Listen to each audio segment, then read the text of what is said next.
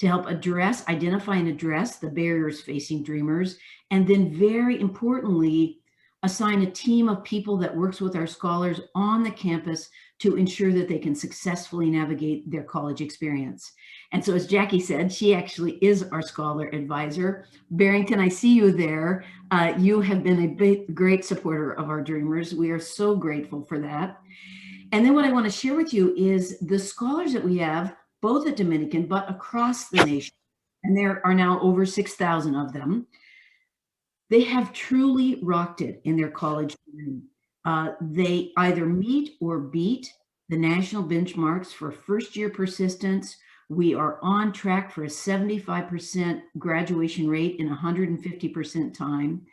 And knowing that, of course, you have to come back and remember these students are 100% low income. 85% of our scholars are first-generation college-going students. And of course, all of them living life with undocumented parents. Some have Daca, some have TPS, many increasingly do not. And they are faced with navigating a world without permanent legal status. And the thing that we have found that really trips our scholars up isn't as much the academic experience as it is the life experiences. And Tanya's going to talk a little bit more about that just to give you a sense of some of the difficulties and challenges they face. What I will say is an important learning that we have had. And that is, while this partner college model has worked brilliantly in supporting these students, what we are finding as we increasingly have more graduates, and we now have almost 1,500 graduates with bachelor's degrees, they are not always college ready. They have not been able to get the internships and fellowships that would help them build their experience and their resume. And they have not been able to build the networks nor have the mentor opportunities that other students have. And oftentimes that's because they are working one or two or more jobs, not only to support themselves in college, but to support their families. So unpaid internships, not an option. Paid internships, sometimes, if not flexible, even that isn't an option because they can't let go of what is their regular job just to go off and do the internship. So we are so excited that all of you can help us think through this problem and how you can step in to help. So what I want to do very quickly, just introduce a few of my team members who have joined us here. So two new team members, both from Chicago, which very much excites us. So I see, okay, Rarity, I can see you there. You might give a wave so people can see you. So Rarity Rivas Mieri Terran just joined us months ago. She is going to be a senior program manager and really run our career support programs. So we are so excited to have her. She's been at University of Chicago, has a really long history of working with undocumented students.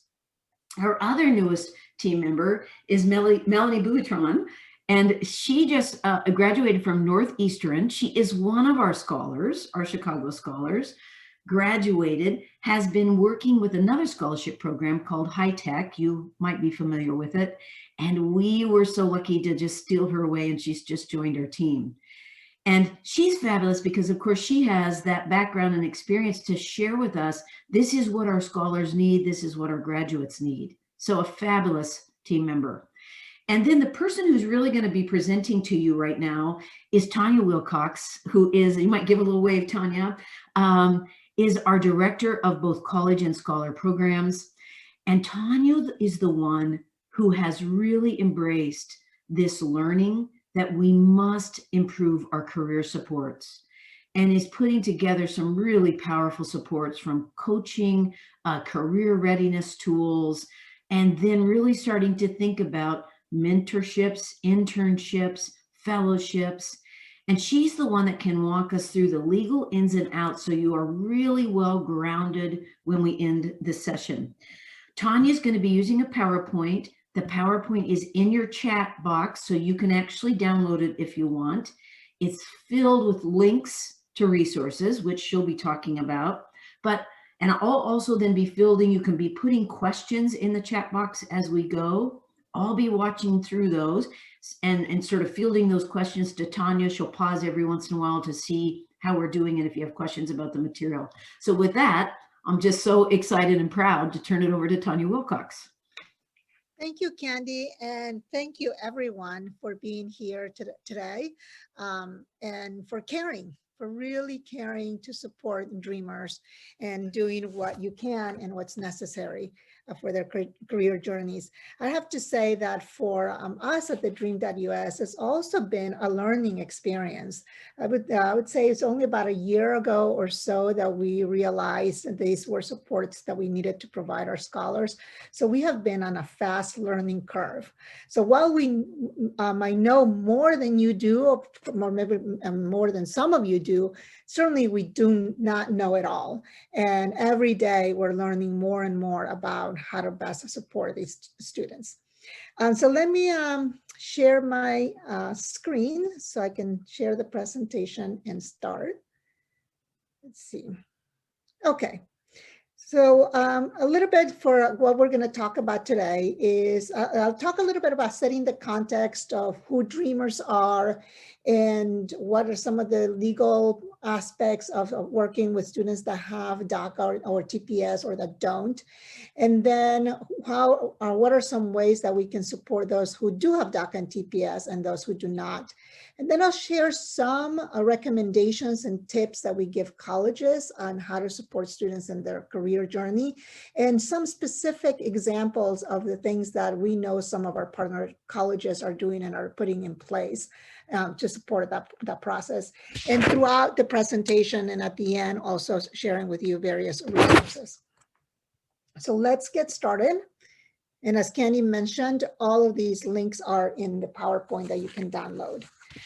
So there is a challenge for all of us, but also this challenge provides a big opportunity, not only for our students, but for us also to be able to help and also to get the help that we need in our own jobs or careers.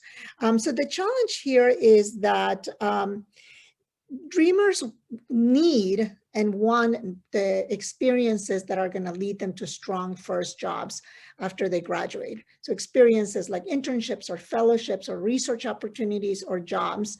And we really define a strong first job as one that is in their career field, someone that is going to provide them full-time work, that necessitates a bachelor's degree, that is going to provide career advancement and promotions and provides a competitive salary.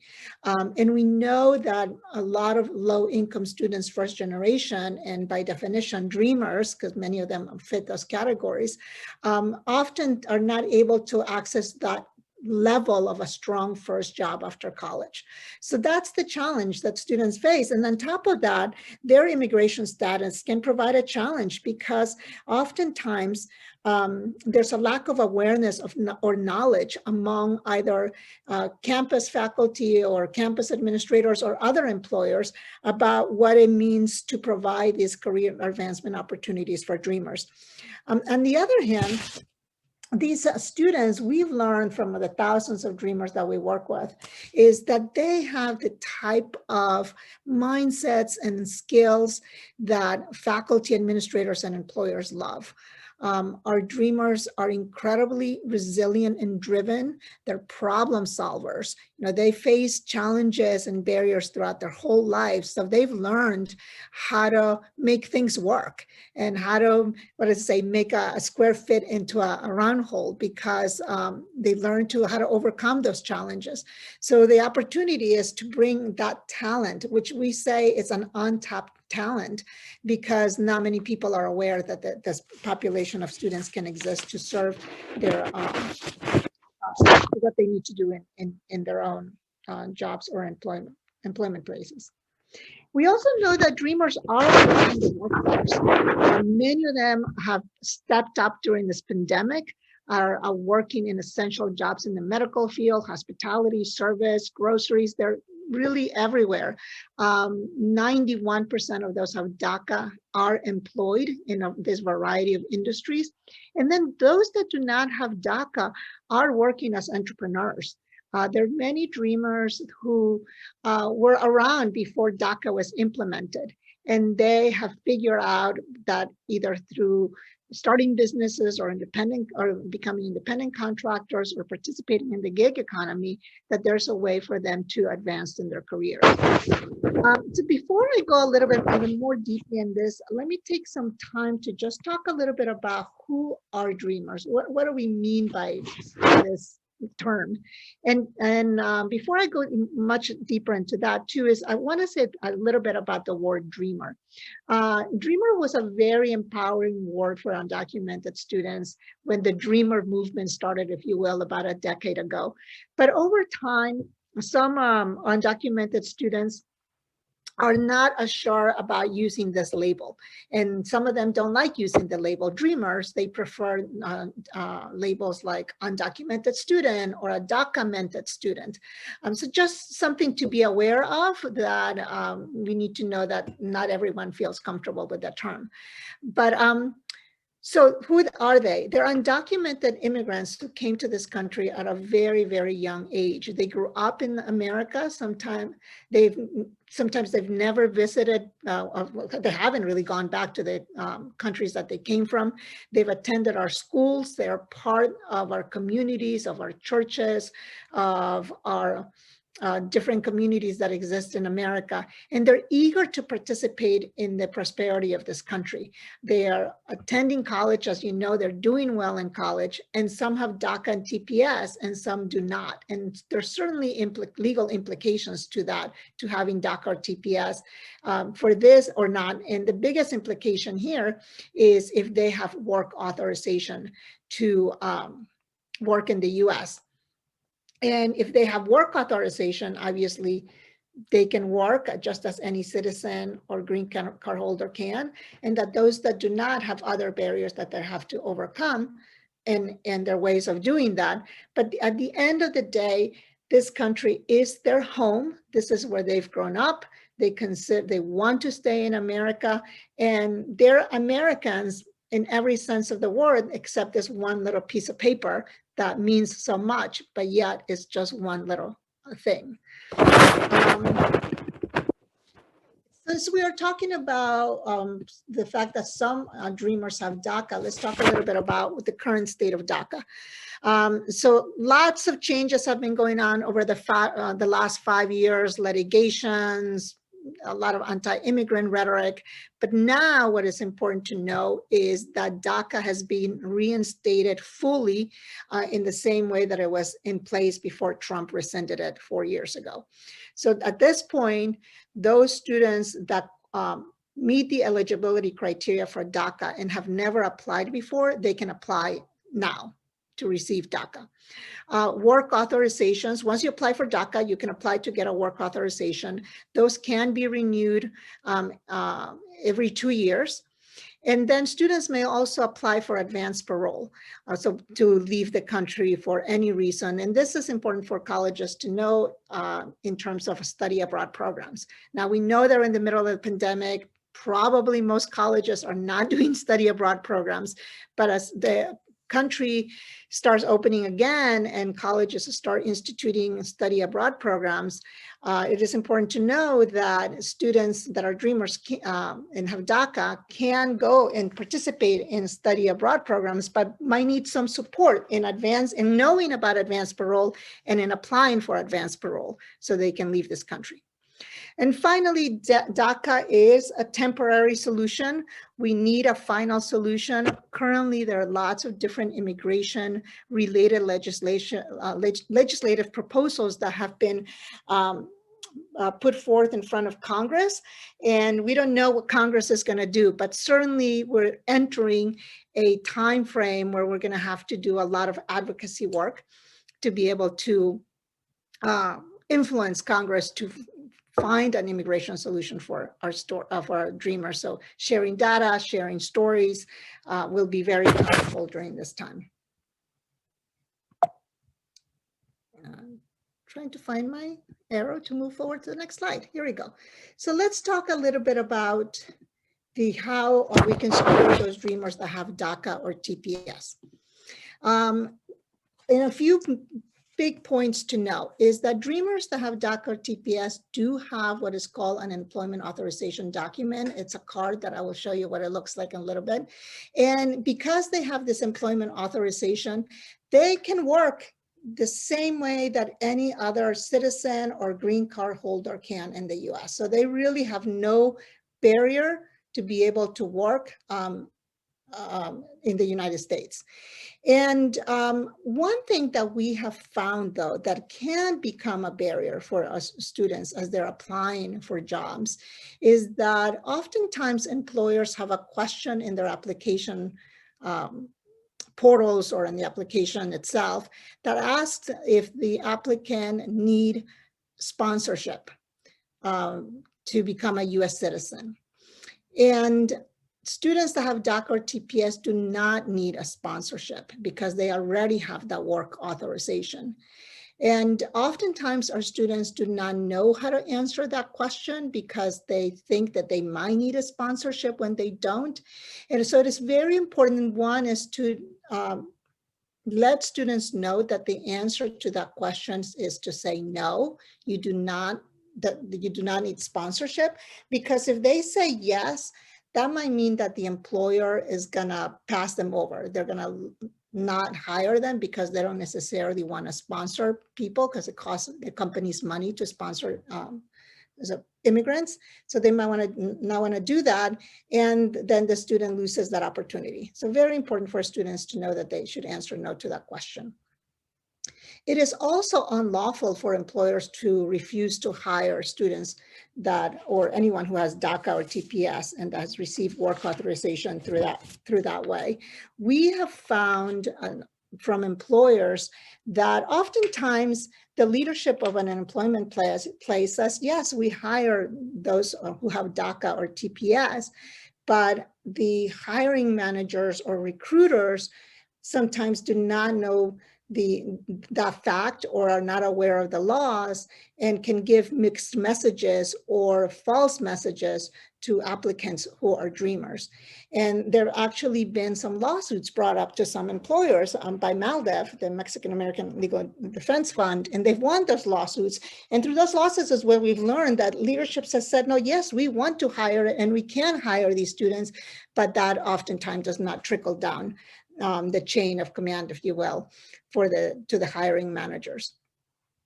And the other aspect it's important to know is that dreamers do not have to disclose their immigration status during their hiring, during their interviews, or while they're employed. They only need to show the document that shows that they have work authorization, but the employer does not need to know how they received that document, what kind of visa they have, what their immigration status. Those are questions that are irrelevant to being employed as long as the student or the individual can show you their employment authorization card, which looks like this. It's just a card, like a driver's license that shows the work authorization. And then those with DACA and TPS also receive a social security number, and that social security number will be imprinted on that card. So as long as the student has that card and shows them to the potential employer, they can be hired. This is the card that you would use to fill out the I-9 form for anyone who you're hiring. One question that students often have to ask themselves is, how do I share, or do I share my immigrant story as I go through a hiring process or interviewing? And I've been saying that they don't have to disclose that, and that is true, they don't have to. But sometimes some students want to share that story because they feel it's part of who they are and it might help them get the job that they're applying for. So we have this video that I encourage you to go watch of two of our alumni. And one of them has one perspective. Sadana works for nonprofits. She actually works for the Dream.us, and she's worked for several nonprofits in the past. And for her, her immigrant experience is integral to her identity, to who she is, and how she wants to contribute in the world. So for her, disclosing her immigration status and her journey to where she's at now, as she goes through the application or hiring process, is very important.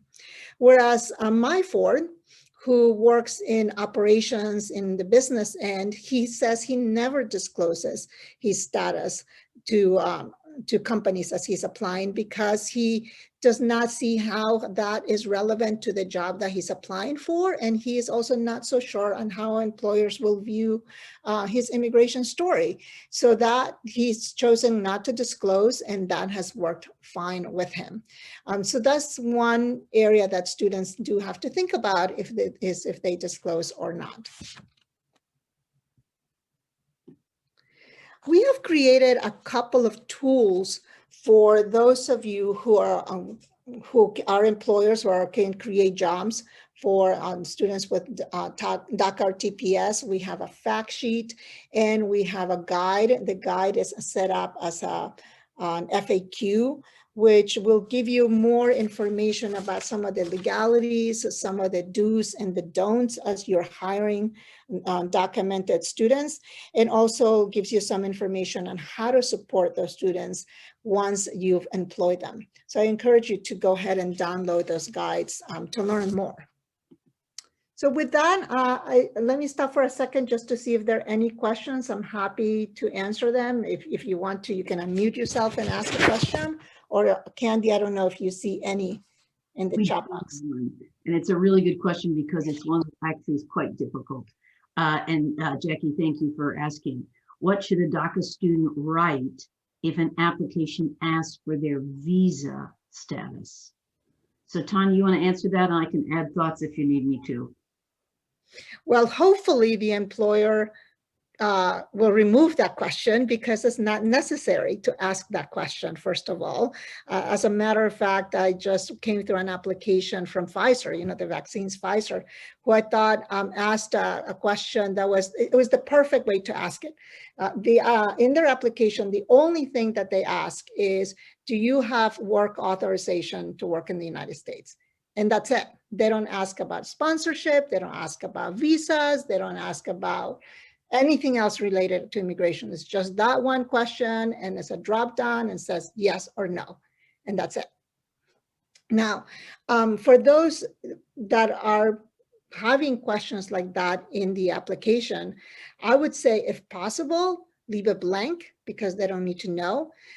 If it is a required question, I would say that if the student has a connection inside the company or with a person that is the hiring manager, to contact and have a conversation at that point of maybe why is that question answered? Being asked, and does the student need to respond to that question? Do you have any other thoughts, Candy? That is exactly what I would suggest. If it's a paper application, I think the student can just cross out visa and write in workers authorization card. Mm-hmm. If it's an online application, then really what Tanya has suggested is just about the only path forward. We do tell our students, do not lie on the application. Yeah. So if the only way to do is click it and you have to say yes to visa, we tell them to say no. Yeah. And I think that this is one of the effective practices of schools that we've seen some do, is that career services or staff at schools is to do a little bit of education of the employers that you bring on campus on the dreamer population and what's allowed or not allowed, or how to change application forms so that they become dreamer friendly, and so that these employers can tap this talent pool. Any other questions? That's it so far, unless anyone's going to raise their hand. Okay, so let's continue. There'll be lots of other opportunities to ask questions. So let's talk a little bit about now about how we can support those students who do not have work authorization because they don't have DACA or TPS status. So really, the venue here is for students to become entrepreneurs. Now, One of the amazing things about our dreamers is that they already come from families where there is an entrepreneurial mindset. Families that leave everything behind in their countries of origins to start a brand new life in a new country with a new culture, sometimes with a new language and a new place. It takes guts and an entrepreneurial spirit to be able to do that. And so our students can tap into that value, if you will, that they might have learned from their parents or that they might bring themselves to be able to start their own businesses. So there are three possible ways. They can become an independent contractor and participate in the gig economy. They can start a business, or they can join a worker co-op and co-own a business with a group of other folks. Some of them could be undocumented or not. So that's one way of doing it. And the reason why is because if you're an entrepreneur and work in one of these three ways, that's not considered employment. And therefore, you do not need work authorization to be able to do this. You would need an I-10, which is a number that allows you to become an independent contractor, and you can apply to get an I-10 through the IRS.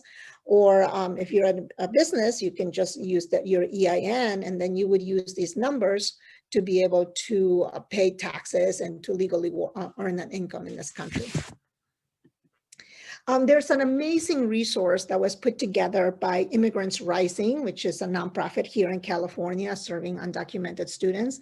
They put a website called undocuhustle.org, and it's a series of videos and resources that help students get started as independent contractors or to start their businesses. So this is a wonderful resource to share with students. Also, I encourage you to go to check out the website. There are lots of worksheets and videos and exercises that a student can go through to be able to understand their skill set and what kind of businesses that might be able to start, and then take them through some of the logistics of starting a business. And it's specifically geared towards undocumented folks. So that's a good thing for the students to have. And also, if you are thinking about how you can provide entrepreneurship opportunities for students on campus, this could also be a good resource for you. The other thing that students can do is work as independent contractors and internships. So there's an organization called Parker Dewey where employers can go and post short-term paid work projects. So if you yourselves have a short-term project that you need to work on for your department or for your research, you can go and list that in Parker Dewey, and then Parker Dewey would advertise it to Dreamers. So we actually have a page, and I don't think I have it on this list. I'm gonna have to email it to you. We have a very specific page that has been made for the Dream.us, where you can go and list those projects, and then you will be able to choose among the applicants. And then the beauty of this of Parker Dewey is that Parker Dewey hires them as independent contractors, and then they can place them at your site so that the student can do, well, not place them on your site because they're virtual, but then the student will be able to work on the project that you have listed for them. And it's a wonderful way for Dreamers to gain work experience that then they can put on their resumes, and then you get help on your short-term projects. So I recommend that you go check out Parker Dewey. The other way of students of starting as an entrepreneur when they don't have a work authorization is to join a worker co-op. Now, worker co-op is just a business structure as an LLC, and the members of the co-op own that and have a one vote, and they run the business as equal partners. They create a set of principles that they run the business by. And there's an organization based in New York called Democracy at Work Institute that it's helping or partnering with organizations or with colleges to create new worker co-ops where undocumented can participate. An example of this is a worker co-op in New York City that goes through the brand of Radiate Consulting, where it's a group of people that have pulled together their skills, and you can see it in the green box, the skills that these people have, and then they provide those skills to different nonprofits or businesses in the New York area. And this has been a way for them, these students or graduates, to be able to own a business, not have the entire responsibility of running a business just on their shoulders, but with a group of people, and then be able to provide a suite of services for nonprofits or businesses in New York. So I know that some colleges are considering this, and some have started some of this. So I will talk a little bit more later about that. But worker co-ops, a way for students to advance their careers.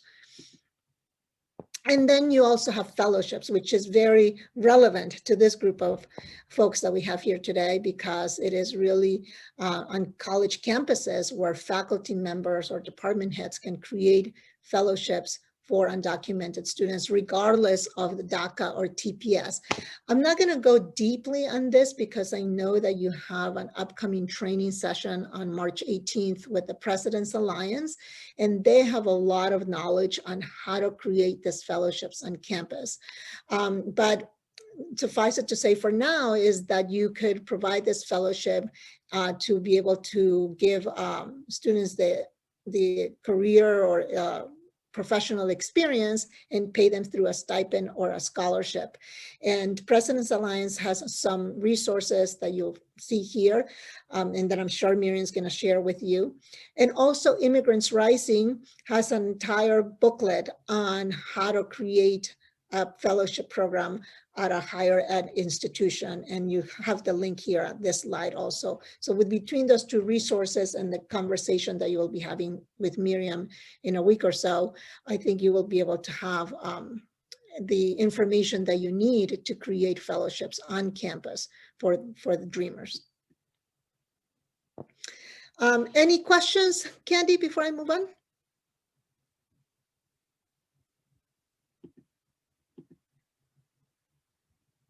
Candy? I was speaking on mute. I don't have any coming up, although I encourage people, don't hesitate to ask them. We just threw a lot of information about to you about both dreamers with DACA and TPS and those without DACA and TPS. Okay, and here comes some, Tanya. So I wonder about the implications for advising students given those career path work concerns. Have you had conversations about that? So that's a really good one, and particularly it applies not only to students who don't have DACA and TPS, so what are their career pathways, but to those even with DACA and TPS who, if you want to be a nurse, you're going to need to get a nursing license, and in some states you cannot do that. I think in Illinois you can. So Tanya, maybe you could speak to both those circumstances. Sure. So definitely very important to know the laws in your state regarding dreamers and their career paths, especially when it comes to licensing. And it's hard because oftentimes it's hard to find that information, or it varies from state to state, but at least in Illinois, is to really understand what those are and be able to have that knowledge to share with the students. I also think it's important to students to, sometimes they are so focused on this is the career that I'm going for, and to be able to open their mind a little bit about how they can pivot. And yes, sometimes it might not be what they exactly thought that they were going to be doing, but sometimes that necessity pushes them to do that, and yet to know that if they pivot, they can still have a meaningful career. And just an example of one of the dreamers that I know is when he went to college, he was set on becoming a math teacher, and he studied to become a math teacher. He got his master's in education, and then realized that in the state that he was in, he was not going to be able to work as a teacher because of the licensing requirements. And then he had to pivot, and he pivoted to become a not a CFO, but a bookkeeper, a financial support person for businesses. And he became an independent contractor and used his math skills and his number skills mind to be able to help the businesses manage their finances, and was able to have a career for several years in that way. So I think as advising students to really look at all their options that are available to them through employment or different type of employment than the one they originally thought, or work as an independent contractor or start their own business. I think it's important to open students' horizons and eyes to all the different possibilities. And instead of just saying that's not possible or no, that's not possible, because that can be very dispiriting to a scholar, because there are ways. Good. That's really good counsel. The other thing that we say is, and we've seen this happen in the course of our program, having been at this for 7 years now, when a student starts their college journey, and let's say they want to be a nurse and they know that in 4 years they're going to need a nursing licensure, states have changed. Increasingly, states are opening up their professional licenses to dreamers. So they shouldn't avoid a career at the very beginning just in the belief that they won't be able to get a license, because in fact, by the time they get ready for it, they may be able to. And then Tanya's really good counsel that if they cannot, there are often ways they can do what it is they want to do in life, but without that license. Mm-hmm. Good. That very good question. Others you want to, let's see, here's one, Tanya. I love the idea of worker co-ops, although I can imagine it can be an expensive investment for recent grads. How much capital on average have you seen invested into co-ops by these individuals? Great question. That is a great question, and I do not know if I have the answer to it. And but actually, it has not been as much as you think it is, because I do remember having this conversation with the Democracy Workers Institute, and if I remember, it was about just a couple of $1,000, or $1,000 or $2,000 per member to start, because remember that it can be set up whereas the cost of mostly the website, if you're just offering services as opposed to a product, right? If you are going to develop the product that you're selling, then that's much more expensive. But if you're just providing your skills and your services, then there's not much upstart costs. And I'm going to talk a little bit about the journey that Lehman College went through that and how they solved some of this question. Good. Also some startup capital. Gabriela, I see you nodding your head, and it makes me think you might even have some knowledge that you could share. I was just very excited to hear about the actual costs and like the $1,000 to like a couple $1,000s of an investment. Because for me, I was like, oh, that is such a great idea to have an individual like invest in something that they're so passionate about. But of course, my mind always goes to the cost. So I was just nodding enthusiastically that I was very happy with your response. Oh, good. Okay, great. Any other questions people want to put to Tanya while we... And I see Miriam from Presence Alliance who's here. Also, she's saying she does not think there's a significant investment. Okay. All right. I think I'm not seeing any other questions just yet, Tanya. So you can carry on. Right. Okay, so here's a very exciting part for me, because is how can colleges support dreamers? Because we do have the power to help dreamers, and this is something that we can do, which, you know, it's exciting because sometimes we cannot control other employers, what they do, but this is what we can. So first of all, very important that that we become familiar with the resources. Some of the resources that have been given to you, or the resources that Miriam is going to be sharing with you in a couple of weeks. So know what they are, know what the content is, and then refer scholars to those, or you just use them yourself to be able to create opportunities for scholars. Also important for colleges to create career services and resources that are specific to dreamers. And I'm going to give you some examples later, but just briefly right now, for example, one of our partner colleges, Delaware State University, has created a career guide that is specific for dreamers. And it lists, for example, example, here are some of the licenses that are open to Dreamers, and then these other careers are not open to Dreamers because of the licensing issues. So depending on the laws of Delaware State. Or other, they provide other resources for the students on career advancements, specifically on Delaware State. So career guide, CSU San Bernardino has done 1-day or 2-day conferences on grad school and how Dreamers can access grad school and careers and the application process and how to finance it.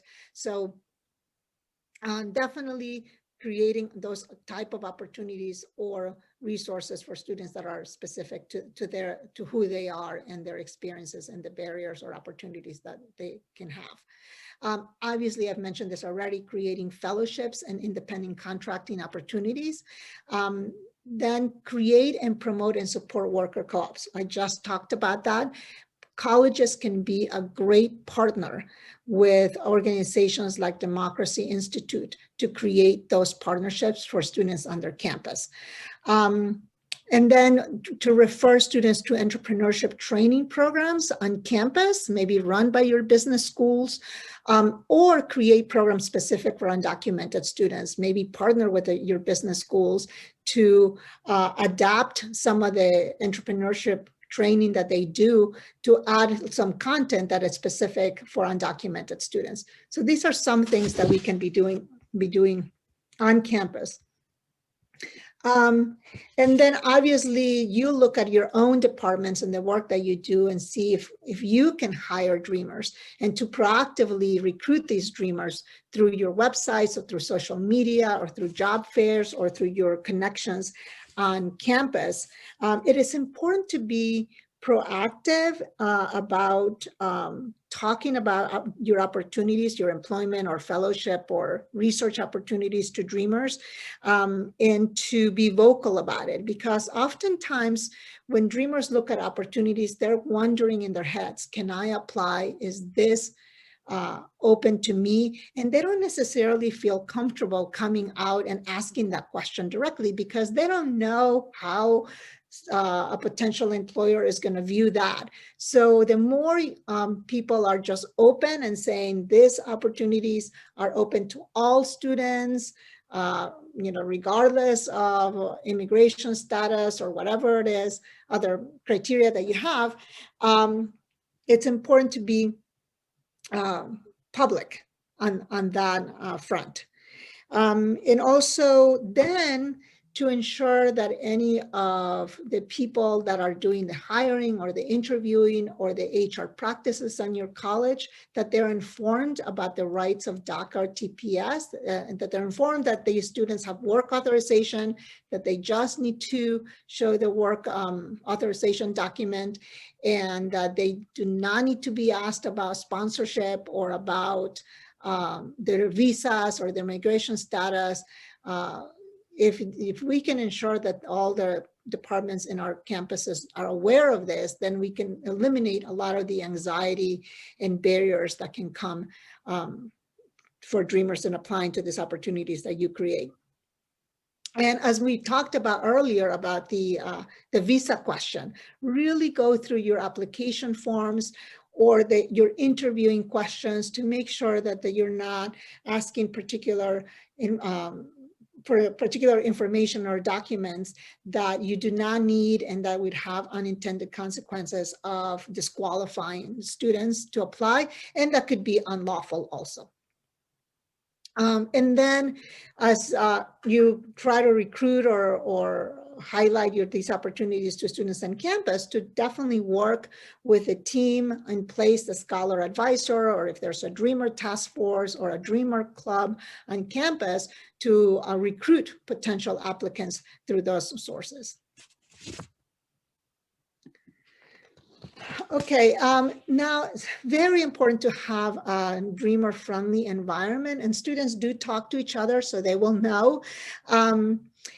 And especially because this past 4 years have been so traumatic to immigrants in this country, and obviously to our students who are dreamers, given all the rhetoric, again, anti-immigration rhetoric, that it has brought uncertainty and anxiety to our students. So our students are looking for places that are supportive, where they know it's going to be safe, and where they don't have to face discriminatory treatment or language. So creating a welcoming environment of diversity and inclusivity, very important.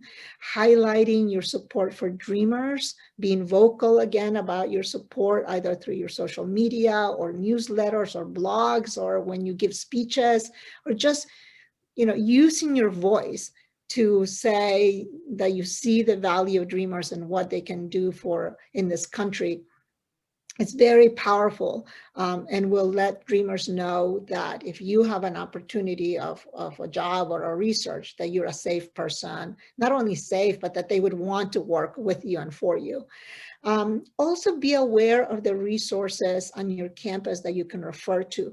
Legal resources, mental health resources, other career advancement opportunities, Dreamers Clubs, to know what's out there, so that if you're working with with a dreamer and you know that the student could use some of these resources, you can refer them to them.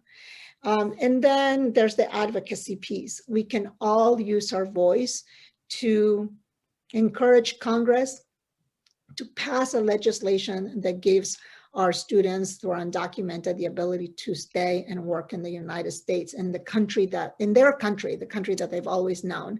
And as we were talking about professional licenses, to do state advocacy to open up more careers and professional licenses to undocumented students, and also in other dreamer-friendly state policies. And I think all of this really to show that dreamers have much to contribute to employees. We have here some quotes from some businesses. These quotes come from the what different businesses said as they participated in an amicus brief that was submitted to the Supreme Court when the Supreme Court was what's the word? Looking at the Daca case back in July. So as you can see from these quotes, businesses value the backgrounds and the skills and what dreamers bring to their jobs. As Tim Cook here says, they do not hire them out of charity or kindness. It is because dreamers embody the innovation strategy that Apple has. Okay, so I'm going to stop here for just any questions so far before I dive deep in some of the practices that some of the colleges are doing.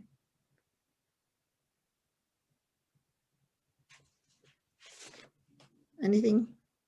I see a comment from Miriam says, I would not use employment opportunities, rather experiential learning opportunities. It depends, right? If you have a student that has DACA or TPS, they can have access to employment. So it is an employment opportunity. But if you have a student that does not have DACA or TPS that cannot be employed, then you would be giving them an experiential learning opportunity, either through a fellowship or research, which is different. So I'll just add on to that one also, the idea that students' experiential learning opportunity may not let them know what it is they're going to be experiencing. So the idea of emphasizing that it is a fellowship, if that's in fact what you can call it, would be of help. And I'll just note here, Tanya Kelly, to your very suggestion, just shared with everyone a link at Dominican for resources for DACA and undocumented students. Angelique noted that the eligibility for U.S. employment is not asked on the student employee application. And then there was this discussion about, of course, what you just talked about. How do we talk about fellowships for students who do not have DACA or TPS? And then here's one more question coming in. Do you know models of colleges and universities working with community partners to establish worker-owned cooperatives? Yes. Or give trainings in this area to utilize after graduation? The same could be asked about trainings for independent contracting. Yes, so that's a great segue to Lehman College that you see here, and that you've heard me mention before. About 2 or 3 years ago, the Mexican Studies Institute at Lehman College had been given scholarships to undocumented students. And through that process, they realized that some of their undocumented students that didn't have work authorization were having a hard time launching their careers after college. So they partnered with the Democracy Work Institute that is in the business, or their mission is to help start worker co-ops throughout the country. And they created a workers co-op that would be specific for undocumented students. And the role of that partner, and this is the partnership that the question was about, right? Here's this partnering between a college and this organization that has the know-how on what it takes to run a workers co-op. They came in and provided the training that students would have to go through to start a workers co-op, and the legal information that they needed to start a workers co-op. And then Lehman College, they recruited the students to participate in this workers co-op. And then together they were able to launch it. But what was also brilliant was that Lehman College then started advertising the worker co-op throughout the university and throughout CUNY to be able to bring work projects to the workers co-op. Because then, different departments at the university could use basically the line items in their budget to pay for these students to do projects for them. And that's how they actually were able to also have some immediate income for some of these students that started the project or the worker co-op at Lehman College. I also know that there are 2 other colleges right now that are doing a feasibility study on starting a workers co-op. One is University of Texas at Rio Grande Valley. And at that school, what they've done is they have a center for agriculture innovation and entrepreneurship. And that agricultural center is working again with the same organization in New York, the Democracy Workers Institute, to see if they can do a workers co-op that would be in the agricultural space, because that's big in the Rio Grande Valley. And then Sonoma State University is also doing a feasibility study to do a worker co-op, and they're considering in the hospitality industry because they are, in Sonoma, wine country. But they're just beginning. And then they also, Democracy Workers Institute also started a new workers co-op in the Bay Area this past year. So they would definitely be a place that you can connect with. And also any other work development organizations in your area can come in and help. So that's one way. Hopefully that answers that question that came in the chat box. We have another amazing college, the Metropolitan State University. They've created a specific web page that is career opportunities for dreamers. I highly encourage you to go to their page because they have a very robust lineup of resources and trainings and opportunities that they're bringing to dreamers to their campus. For example, they ran a series of entrepreneurship workshops online because, COVID, we're all online right now, teaching students what it means to be an independent contractor, how to apply for an I-10, what does it mean to start a business. So you could see those workshops that they've done, that they've uploaded on this career website. They also have a career guide. And Metropolitan State also has developed a program to educate the employers that they're bringing on campus on how to recruit and how to work with, and the talent that dreamers can bring to those businesses. So you can also see on this website the education that they do with employers.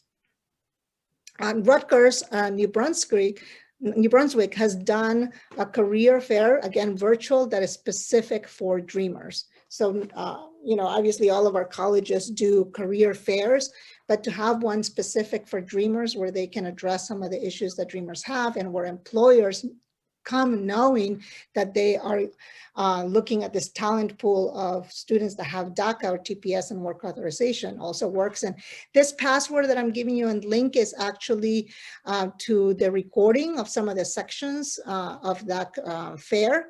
And when you click on the link, you would enter this password to be able to watch the parts of that career expo. Texas San Antonio was able to get a grant to start some experiential fellowships on campus. So I know that this year, for example, I believe they said they hire 6 or 8 undocumented students without work authorization to be able to do these experiential fellowships on campus. And then UC Santa Cruz has created this amazing program. They call it an entrepreneur program where it's 2 semesters long. The goal is for the students to develop the mindsets that are necessary to become entrepreneurs. Over those 2 semesters, the students also develop a business plan and they network with a variety of other organizations that can help them launch their business. They're doing it in the spring. They did it in the spring. The students get credit. So it's an independent studies class, and they were able to get 5 credits for that class. And then in the summer, they run what they're calling the incubation phase, where they are able to finish their business plan and launch their business. Not all of them launched, the ones that participated last year, but many of them did launch their business. And then the students also received a stipend. I believe it's either $1,200 or $1,500 stipend during that summer so that they can help, you know, us with some capital to start that business. So that's a great model. And talking again about partnering with organizations, the way that they did it was a partnership between the career services at UC Santa Cruz, a workforce development organization in the Santa Cruz area that provided someone who had the expertise and training on entrepreneurship and on starting a business. So they provided that training. And then there was also a community college that was involved that also provided some of that training. So that was, I think, just a very robust model. And this link will give you a report on everything that they did and the outcome of creating that 2-semester program. This year they're in their 2nd year, so they're going to have they have a second cohort of students going through the program right now. Let me see if there's anything else that I forget regarding that. An important thing also is that not only did they work with the career services and the community college and the workforce development, but they also brought in someone from the academic senate on the school. So that professor from the academic senate sponsored the course, and so that the course could be credit bearing, which was important for students because it saved them money and time, so that they could actually participate in that program. Any other questions that are coming in? There is one person who is not able to see. It's not actually, I misspoke, a link to your presentation, Tanya, but the actual presentation is uploaded in the very first chat, but also Jackie has uploaded it. And so maybe if one of you can grab it and upload it one more time, that would be helpful. And I'm not seeing Miriam. Thank you for providing the link to the Democracy Institute and Tanya presentation about workers' cooperatives. Any questions that you all are having?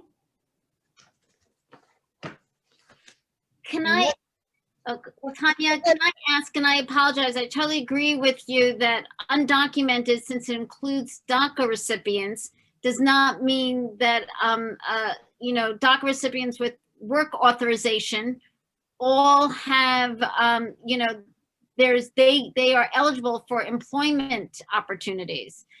So one of the things that I don't know whether you talked about this in terms of for those, you know, advertising, being clear that there are opportunities for those without work authorization and what you call those kinds of opportunities.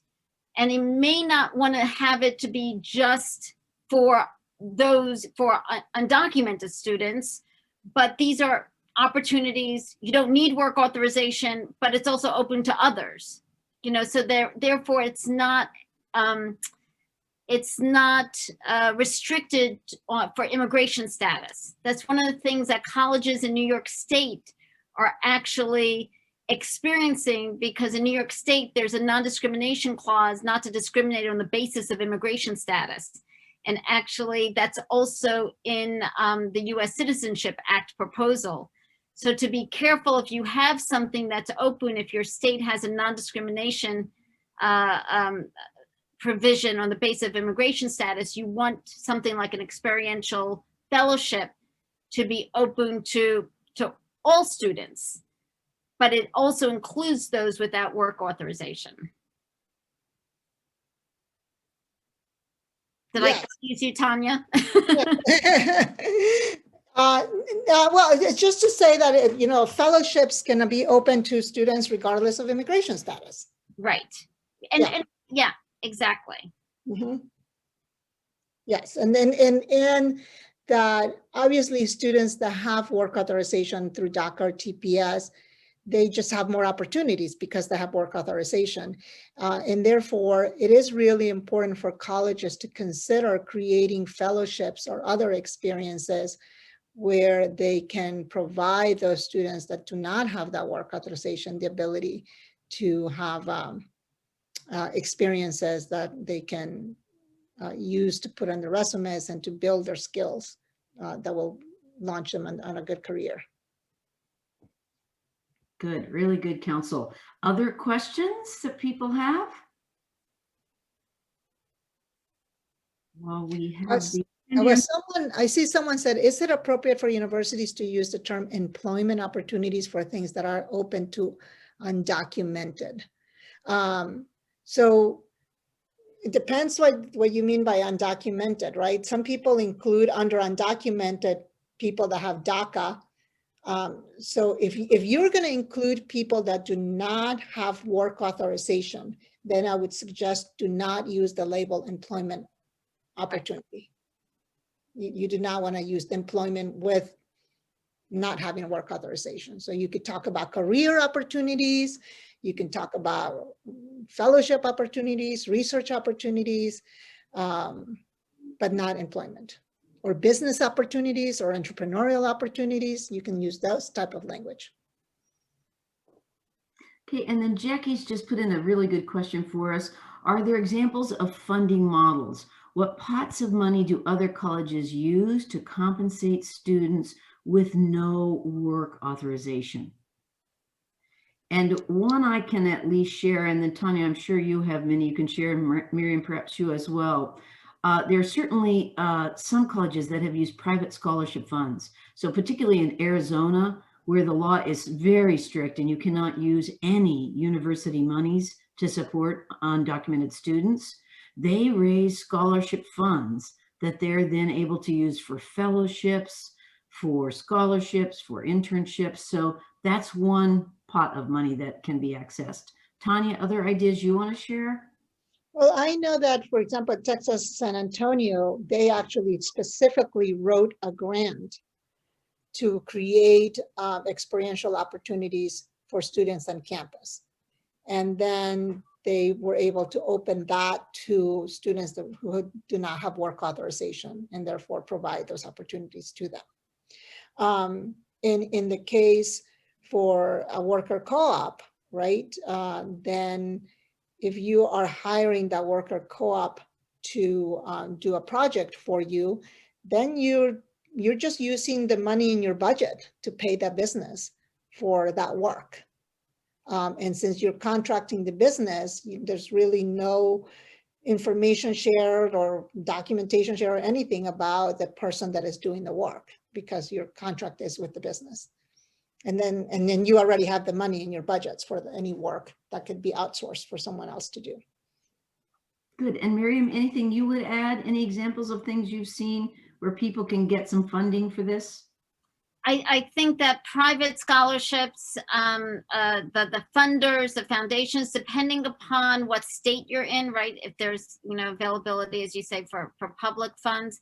There could also be, I think this can be very appealing to some alumni, who want to help. So certainly from my experience, we built up a pot of money when I was at my institution from alumni at the school who really wanted to support. And it was a range of also emergency grants and also kind of fellowship opportunities. Okay, very helpful. Other good questions. These questions are all excellent. Okay, well, I have questions for you, so maybe we can get some participation from folks on the call. Good. Yeah, okay, so here's some questions for you, and let's just tackle the first one. Anyone on the call, have you hired or contracted or opened an opportunity for Dreamers for internships, fellowships, or jobs? Anyone has done that? Or if you've tried to do, what challenges you might have faced in doing that? Are you distinguishing Dreamers? How are you defining them as DACA recipients and undocumented? Yes, both.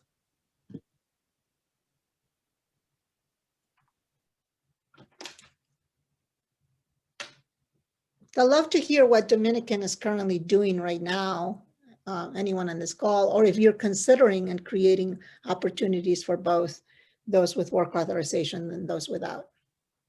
And Jackie, you might have some ideas at least of things that might be in the works.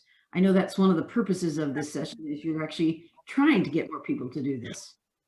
Yeah, so hopefully some folks that have been here a little bit longer can help me out here, but I can absolutely share that we, Dominican does hire undocumented students, both with and without DACA for, well, a lot of different opportunities on campus. Some of them are traditional roles like, sort of orientation leaders, things like that, tutors, but then others are also sort of very specific positions, right? So I can give you an example of in my office, we have a student whose role is specifically to be immigration support specialist, right? So I could easily see us turning that position. The student that has it this year, he's very openly undocumented, very proud of it, been all over the news. So I think he'd be okay with me sharing this. He has DACA. So, there was never any issue in terms of the hiring of him, but I could see us turning that position into a non-employment based opportunity that could be sort of a experiential learning opportunity that anyone, regardless of immigration background, could do, right? And Ange, Kelly, maybe some other folks have other ideas. Jackie, this is Tori. I'm happy to comment on how we've processed that in my experience here. And I'll leave the questions on the actual hiring part to Ange. But in my experience, students who have a work authorization are hired and paid the same as any other student, regardless of their status. And then students who don't have a work authorization, we've been really funding them through scholarship that is applied to their student account to help pay their balance, kind of for the work that they've done. I know that using the term employment and stuff is complicated. I think one of the reasons we wanted to have this conversation, and I'll let others who have more knowledge than me on that comment more, is the challenge of some of our students who are fully covered. Their tuition and fees are fully covered through whatever aid the institution is awarding them and through our partnerships with your organization and others, but they still need money or opportunity to earn funds for living expenses. And how do we manage that? I think, at least in my experience, that's the real challenging question to navigate. But I think that provides some context to what we've been doing here. Mm-hmm. And I think part of us wanting to do the training, is that we want to make sure that we're not putting our students in harm's way, that we want to make sure that we're compliant, that we're not jeopardizing their status. So I think this is a great educational experience for us, and then look at our practices to see where we need to change things. Mhm. Well, and certainly students who don't have work authorization, they can work as independent contractors if they have an I-10 and get paid that way. So Tanya, have you seen schools, because in my experience, sometimes people are confused about even how to go about getting an I-10. And so have you seen schools helping facilitate students how to get that I-10 so then they can begin working? So that's, if you go to the MSU, the Metropolitan State University career website, you'll see that they actually did a workshop for their students on how to obtain the I-10. Now, it's not always necessarily super easy to get an I-10. Yeah. Because student does have to have a reason why they're asking or applying for an I-10, and that the reason that they have to provide is that they've had some sort of income and they need to pay taxes. And as long as they can say, no matter what that income is, right, that they have to file an income tax form, then they'll get an I-10. Thank you. If I can just, Sorry, Miriam, let me just finish this. Actually, right now, it's a good time for students to do that because we're entering and we're in the middle of tax season. So if a student has any income to report for the babysitting or whatever that they did last year and they don't have an I-10, they could apply for one right now. And also, it's important, some students might already have an I-10 because if they were claimed as dependents in their parents' tax forms in the past, it's possible that they already obtained an I-10 through their parent and through the tax preparations that their parents have done in the past. So they can go and look at the tax forms from previous years from their parents and see if they have an I-10. And then if they do, they can find out if that I-10 has expired. They can go through the IRS website to see if it has expired or not. And if it has expired, they can renew it. And if it's not expired, then they can use it right now. Miriam, what were you going to say? I was just going to say that I know that, certainly a good number of institutions can be a little bit more hesitant about independent contracting and kind of really encouraging or providing all that information for students. So I think that for Dominican, the fact that that you could also refer a student to an MSU website, webinar on this, or that you can connect them to Democracy at Work Institute, and they do, they have some information, or the UC Office of the President and Immigrants Rising also came out with a guide a few months ago on independent contracting. That may be something that you can also share as resources without your campus itself trying to organize those informational sessions. Yeah. And the undocuhustle.org website I shared earlier also has some information on independent contract. on I-10 numbers and independent contracting.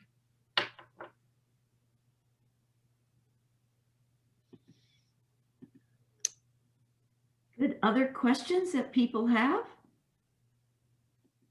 All questions are good. I know sometimes we're a little bit afraid to ask the question because it may sound that we lack knowledge. And the truth is we all lack knowledge, and we're all learning. For sure. I'm definitely still on the learning journey, so. Okay, so I want to share a few more resources with you that are helpful, especially for those that are looking on entrepreneurship possibilities. So we've been talking about Immigrants Rising, lots of resources. There's also a Facebook group called Entrepreneurs at Immigrants Rising, and it's a community of immigrant entrepreneurs. Great resource for students that want to pursue this. Lots of sharing of information, resources, support among immigrants that are in this path to start businesses or become independent contractors. Then for training and classes on entrepreneurship that you can provide as resources for your students. Freelancers Union and Skillshare can provide that. And then for business owners, there's the Small Business Majority. They have inside that website, you'll see there's something called venturize.org that provides, again, classes and training specifically to small business owners. And my understanding is also Opportunity Fund can provides loans that are specific for low and moderate income immigrants. So here's a funding source for people that want to start their own businesses. We've been talking about Democracy Work Institute. The link is here. And then MALDEF, I also threw it in there because that's a place where scholars or undocumented students can report any employer discrimination related to their immigration status. And not that MALDEF is necessarily going to take an individual case, but if they start seeing a pattern among an employer discriminating, then they might be able to do something about that. In circumstances where MALDEF, a student has contacted them, and it will be about an application form that actually asks about DACA or TPS, or gives them no way to disclose that they have a workers' authorization form. And MALDEF is always happy to call those companies and help them work through the issue. So they are more than happy to address the issues up front. And then, as Tanya said, when they start to see a pattern, then they're more than willing to also take legal action. Yeah. One resource that is not here, but I believe there's some people from the Career Services Office at Dominican here, is we have a Career Connections page on our website. And maybe, Candy, could you put the link in the chat box for that? But we at the Dream.us have developed some resources, information, and opportunities specific to our scholars, and that you can also share with the Dream scholars on Dominican.